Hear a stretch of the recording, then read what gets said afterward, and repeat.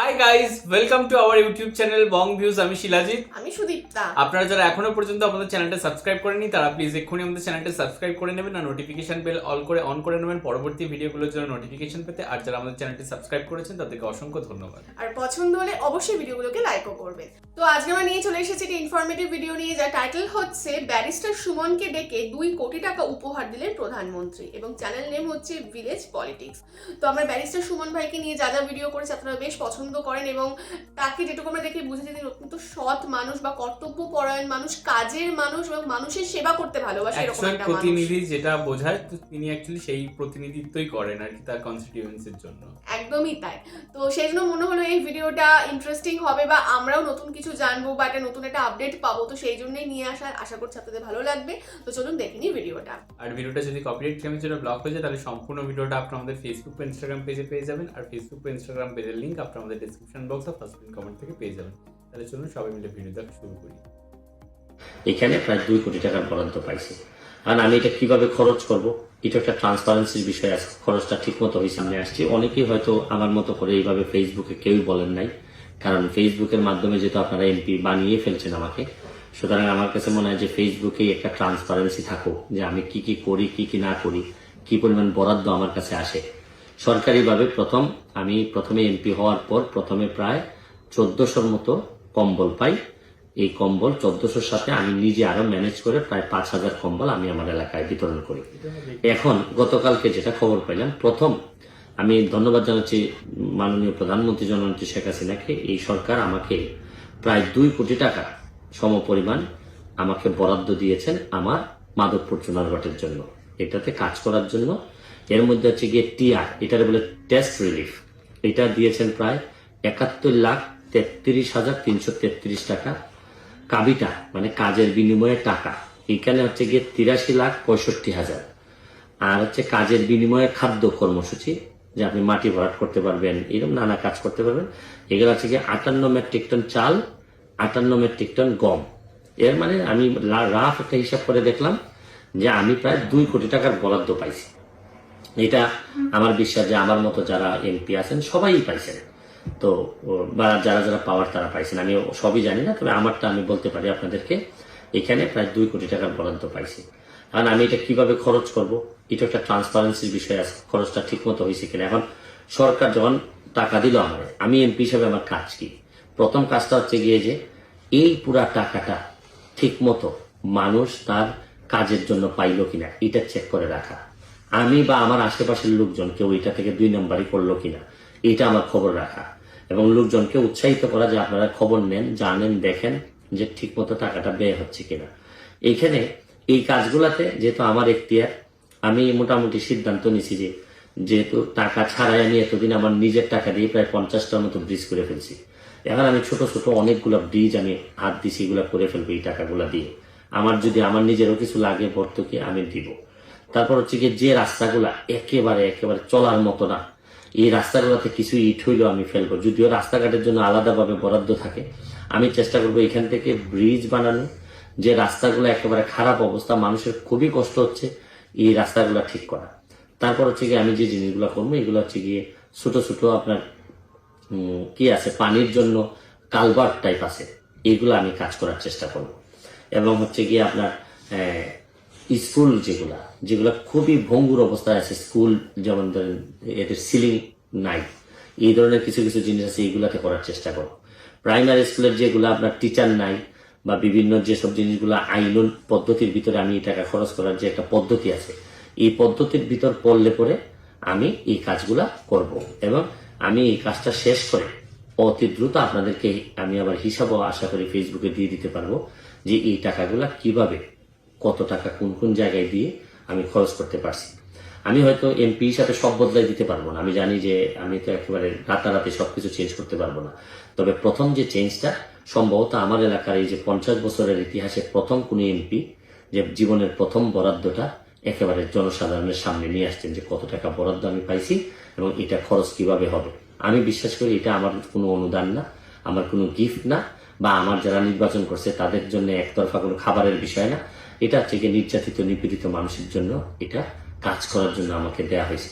এবং আমি একেবারে অক্ষরে অক্ষরে চেষ্টা করব যাতে এই খরচটা ঠিক মতো ঠিক জায়গায় পৌঁছায়, এবং এটা যদি ঠিক মতো পৌঁছায় আমার একটা বিশ্বাস অন্তত আমার এলাকাটাকে আমি বঙ্গবন্ধু সোনার বাংলা বানাইতে পারবো যতটুকু সম্ভব আমার পক্ষে।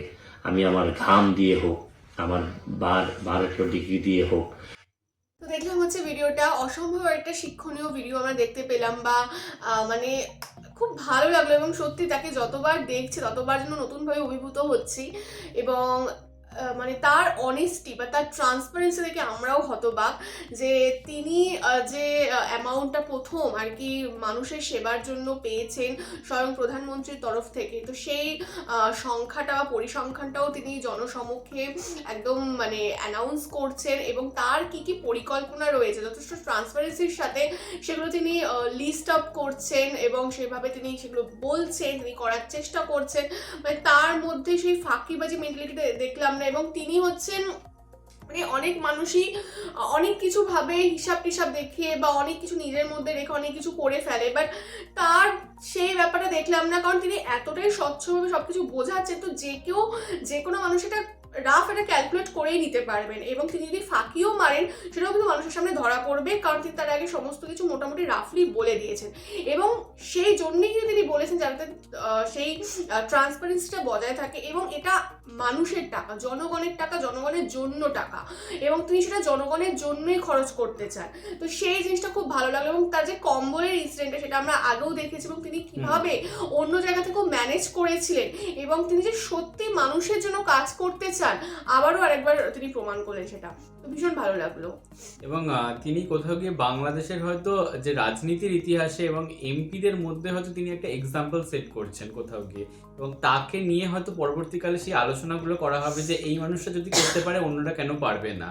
তিনি সেই লেভেলটা মানে তৈরি করে দিচ্ছেন, এবং ইউথদের মধ্যে তো ফেসবুকটা আর কি বাংলাদেশে খুবই আর কি জনপ্রিয়, এবং সেটা আমাদের দেশেও যদিও, বাট সেখানে দাঁড়িয়ে তিনি সমস্ত কোন খাতে কতটা বরাদ্দ হচ্ছে প্রত্যেকটা টাকার অ্যামাউন্ট তিনি তুলে ধরছেন, এবং পুরো বলে দিচ্ছেন যে এই খাতে এত এত বরাদ্দ রয়েছে, এবং আমাকে সেইভাবে এই জায়গায় এইভাবে আপনাকে খরচ করতে হবে।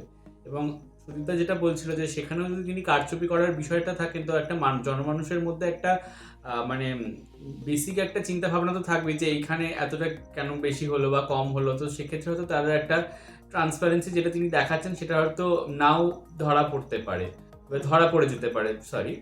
তো কিন্তু বিষয়টা সেটা নয়, কিন্তু তিনি এতটাই সৎ যে তিনি সমস্তভাবে জিনিসগুলো উল্লেখ করছেন, এবং তিনি নিজের থেকে সাধ্যমতো চেষ্টা করছেন আর কি যাতে সমস্ত আর কি জনসেবাটা তিনি প্রতিনিধি হিসাবে তার কনস্টিটিউয়েন্সিতে দিতে পারে। যদিও 2 কোটি টাকাটা মানে এমন কিছু হিউজ অ্যামাউন্ট নয় একটা কনস্টিটিউয়েন্সির জন্য, এবং মানে সেখানে হয়তো একটা স্কুল তৈরি করতে গেলেই হয়তো মানে 30 লাখ কোটি, আমি বলছি সেখানে তো একটা মানে একটা কনস্টিটিউয়েন্সি তো বিশাল বড় জায়গা হয়, সেখানে যদি একটা নতুন স্কুল তৈরি করতে হয় সেখানে তো 50 লাখ টাকা লেগে গেল, এবং তো আরও তো জায়গা রয়েছে, তো সে মানে 2 কোটি টাকাটা খুবই নগণ্য, হয়তো সেটা বছর ওয়াইজ হয়তো আরও বাড়বে, বা হয়তো প্রতি বছরে দেওয়া হয়, বা একটা সার্টেন টাইমের জন্য হয়তো 2 কোটি, পুরো হয়তো 5 বছরের জন্য 2 কোটি টাকা বরাদ্দ নয়, বাট সেটা যদিও খুব কম অ্যামাউন্ট, কিন্তু তার মধ্যে যে তিনি এতগুলো পরিকল্পনা করেছেন যে এত এত খাতে এইভাবে খরচ করব, এবং সোনার বাংলা যেটা বঙ্গবন্ধুর স্বপ্ন ছিল সেটাকে আর কি অ্যাটলিস্ট আমার জায়গাটা হলেও মানে আমাকে যেখানে জনগণ পাঠিয়েছে স্বতন্ত্রভাবে নির্বাচিত করে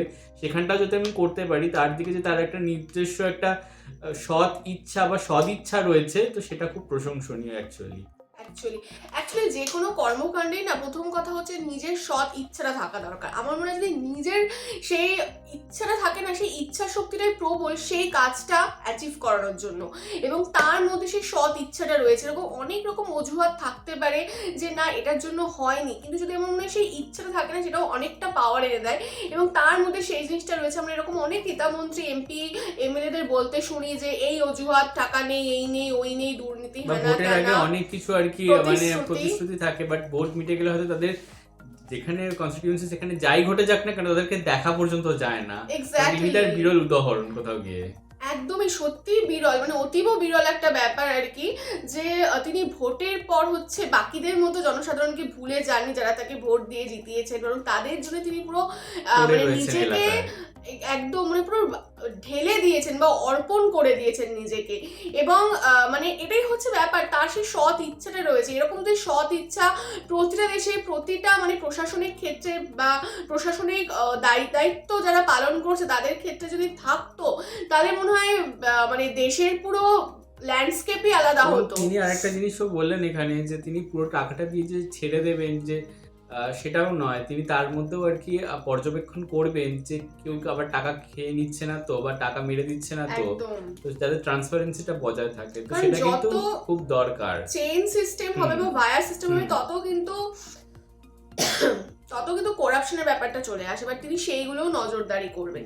তো যাই হোক, এটাই হচ্ছে বলার যে তিনি যেন 5টা বছর নিজেকে একদম এইভাবে ডেডিকেশনের সাথে কাজটা করতে পারেন, এবং তাকে দেখে যদি আর মানে বাদ বাকি এমপিরাও কিছু শেখে এবং কিছু 5% হলেও তারা কাজ করতে পারে, এবং তাকে দেখে যদি আগামী দিনে যারা আসবে তারাও যদি কাজ করতে পারে, বা তাকে inspired হয়। দেখিয়ে যদি অন্য জনসাধারণরা যদি তাদেরকে প্রশ্ন করতে পারে, চক্ষু হ্যাঁ। লজ্জার খাতিরেও যদি তারা কিছু কাজ করে, সেটা হয়তো দেশের জন্যই কোথাও গিয়ে ভালো হবে। একদমই তাই। তো তিনি যে ইনিশিয়েটিভটা নিয়েছেন, এটা আমার মনে হয় পুরো দেশের জন্যই ভালো, না কি শুধু এলাকা, কারণ তার এলাকাকে কিন্তু উন্নয়ন করছেনই, কিন্তু তাকে দেখে বাকি জায়গা হলেও হয়তো মানে একটু হলেও কিছু হবে।